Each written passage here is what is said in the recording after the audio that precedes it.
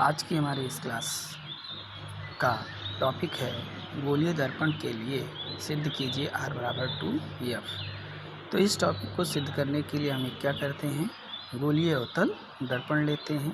उस अवतल दर्पण पर हम एक प्रकाश की किरण मुख्य अक्ष के समांतर आपतित करते हैं। वह किरण परावर्तन के पश्चात फोकस से होकर के जाती है। ठीक, तो ये कैसे, कहाँ से, किस प्रकार गई है, इसके लिए हम चित्र पे समझते हैं। तो देखिए, ये हमारा जो है एक क्या है, गोलीय अवतल दर्पण है, जिस पर एक प्रकाश की किरण मुख्य अक्ष के समांतर क्या होती है, ये हमारा मुख्य अक्ष है, इसके समांतर एक प्रकाश की किरण आपतित होती है, जो परावर्तन के नियम का पालन करती हुई दर्पण के फोकस से होकर के जाती है। हम दर्पण की वक्रता केंद्र से हम क्या करेंगे, इस परावर्तक पृष्ठ पर एक अभिलंब खींचेंगे, जो कि उसी बिंदु से होकर के जाएगी जहाँ पर आपतित किरण आकर के दर्पण के परावर्तक तल पर गिरती है। तो इस प्रकार से क्या हो जाएगा, ये हमारी जो लाइन है CB, ये लाइन हमारे इस परावर्तक तल के लिए क्या हो जाएगी, अभिलंब होगी। ठीक, अब जो हमारा कोण क्या है, रेखा CBA के बीच बनेगा, उसे हम क्या कहेंगे, उसे हम कहेंगे कौन सा कोण, उसे हम कहेंगे आपतन कोण I। क्या कहेंगे, आपतन कोण I। इसी प्रकार हमारे अभिलंब और परावर्तित किरण के बीच जो कोण बनेगा, उसको हम कहेंगे R। कौन सा कोण है ये, परावर्तन कोण। कौन सा कोण है, परावर्तन कोण। ठीक, कौन सा कोण, परावर्तन कोण है। अब देखिए, आपतन कोण परावर्तन कोण के मान के बराबर होता है। अब हम आगे के कुछ बिंदुओं को जानने के लिए बढ़ते हैं। PDF को थोड़ा सा हम एडजस्ट कर लेते हैं। तो इसमें देखिए, जो हमारी किरण AB है वो CB के क्या है, समांतर है, और ये जो हमारी CB लाइन है ये तिर्यक लाइन है। इसका मतलब हुआ कि ये कोण और ये कोण एकांतर होने के कारण बराबर होंगे।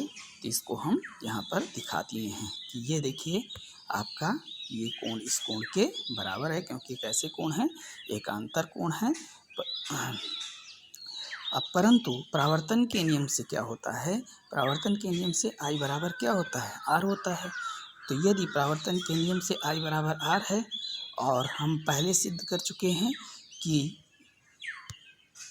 कोण आपका कौन सा कोण, ये ABC कोण FCB के बराबर है, तब हम इन दोनों समीकरणों से यह सिद्ध कर सकते हैं कि कोण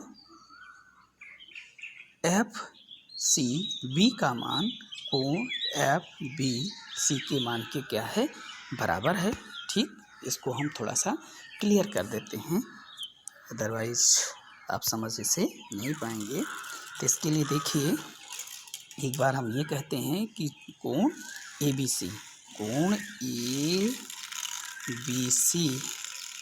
आपका कोण किसके बराबर है, कोण FCB के बराबर है। और पहले परावर्तन के नियम से क्या है, कोण I का मान कोण R के मान के बराबर है। तो आपका क्या हो जाएगा, कोण I कोण R क्या होंगे, बराबर होंगे। क्या होंगे, बराबर होंगे। अगर किसी भी त्रिभुज में आमने सामने के कोण बराबर होते हैं, तो उसके सामने की भुजाएं भी क्या होती हैं, बराबर होती हैं। अर्थात हम यहाँ ये कह सकते हैं कि जो त्रिभुज है, कौन सा त्रिभुज, त्रिभुज FCB में क्या होगा, क्योंकि ये कोण इस कोण के बराबर है, इसलिए ये भुजा इस भुजा की क्या होगी, बराबर होगी। अर्थात CF बराबर किसके हो जाएगा, एफ पी के। ठीक, आगे देखिए, ये हमारा पहला समीकरण प्रूव हो गया। ठीक, पहला समीकरण यहाँ पर प्रूव हो गया। अब हम क्या करेंगे, जो वक्रता केंद्र और ध्रुव के बीच की दूरी है, ठीक, उसको हम कैसे लिखेंगे, हम उसको लिखते हैं सी पी बराबर, हम इसे पार्टों में लिख सकते हैं, C F plus F P. ठीक, देखिए ये आपका टॉपिक यहाँ पर लिख दिया गया है। ठीक है, यहाँ तक हम आप पहुँच गए हैं। तो समीकरण 1 का मान जो आपका है, समीकरण 1 का मान हम उसको किस में रख देंगे, इस समीकरण में रख देंगे। तो सी एफ के स्थान पे एफ बी रख देंगे। ठीक, तो एफ बी रख देने पर क्या हो जाएगा आपका, ये आपका हो जाएगा सी पी बराबर F B plus F P. ठीक, अब हम क्या मानेंगे, हम ये मानेंगे कि जो दर्पण का द्वारक है, द्वारक क्या होता है, हम पिछली कक्षा में आपको बता चुके हैं कि द्वारक का मतलब होता है ये जो आपका दर्पण है, ठीक है, ये इसके इस परावर्तक तल के यहाँ को अगर हम इसको फ्रंट से देखेंगे तो इस शेप में दिखता है। इसी का जो व्यास होता है उसी को हम क्या बोलते हैं, इसको बोलते हैं द्वारक बोलते हैं। ठीक, तो ये द्वारक जो आपका हो बहुत छोटा हो, तो बहुत छोटा होने का मतलब ये हो गया कि ये जो हमारा द्वारक है ऐसे इतना छोटा हो जाए। ठीक, तो सपोज दैट इतना छोटा हो जाएगा तो बी बिंदु पी के सन्निकट आता जाएगा, बी बिंदु पी के क्या हो जाएगा, सन्निकट आएगा। और जब सन्निकट आएगा तो हम ये कह सकते हैं कि बी बिंदु जो है पी पर ही है, बी बिंदु कहाँ पर है, पी पर है। और जब ऐसा हो जाए तो हम क्या कह सकते हैं, अगर यदि ऐसा हो जाए तो हम ये कह सकते हैं कि जो एफ बी है वह किसके बराबर हो जाएगा, एफ पी के बराबर हो जाएगा। ठीक, जब ऐसा हो जाए कि एफ पी का मान एफ बी के बराबर हो जाए तब हम ये क्या करेंगे, समीकरण 2 में रख देंगे। ठीक, आइए हम इसको देखते हैं। तो यह मान समीकरण कहाँ पर रखेंगे, 2 में। तो यह देखिए लिख दिया गया है, यह मान समीकरण 2 में रखने पर तो क्या बन जाएगा, ये आपका बन जाएगा सी पी बराबर क्या बनेगा आपका भाई, सी पी बराबर F P plus F P बनेगा। तो एफ पी 2 बार अगर है तो 2 बार है तो उसको हम 1 बार ऐड करके बना सकते हैं, कितना, 2 एफ पी। ठीक, परंतु क्या है, परंतु ये है कि सी पी को हम क्या कह सकते हैं, सी पी हमारा आर है और एफ पी हमारा क्या है, एफ है। ठीक, ये आइए हम चित्र में भी आपको दिखा देते हैं कहाँ पर है।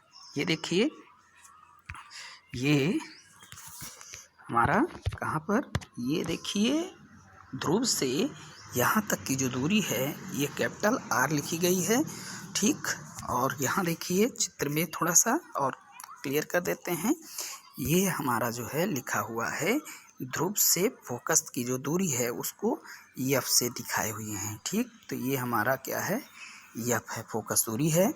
ठीक, तो हम इसे क्या करेंगे, सी पी को आर में कन्वर्ट कर देंगे, एफ पी को एफ में कन्वर्ट कर देंगे, तो ये आपका समीकरण कन्वर्ट होकर के क्या बन जाएगा, ये बन जाएगा आर बराबर क्या बनेगा, 2f बन जाएगा। ठीक, इसी चीज़ को हम दूसरे भी तरीके से लिख सकते हैं, लिखना चाहें तो f बराबर लिख सकते हैं r/2 भी लिख सकते हैं। ठीक, अर्थात हम ये कह सकते हैं कि जो फोकस दूरी होती है वो हमारी वक्रता त्रिज्या की आधी होती है। इस चीज़ को हिंदी में अगर हम लिखना चाहें तो हम लिख सकते हैं फोकस दूरी बराबर 1/2 इंटू वक्रता त्रिज्या लिखा जा सकता है, त्रिज्या। तो हम अपेक्षा यही करते हैं कि आपके समझ में पूरी तरह से आ भी गया होगा और आप इस पढ़ाए गए टॉपिक को अपने नोट्स में सम्मिलित कर लेंगे।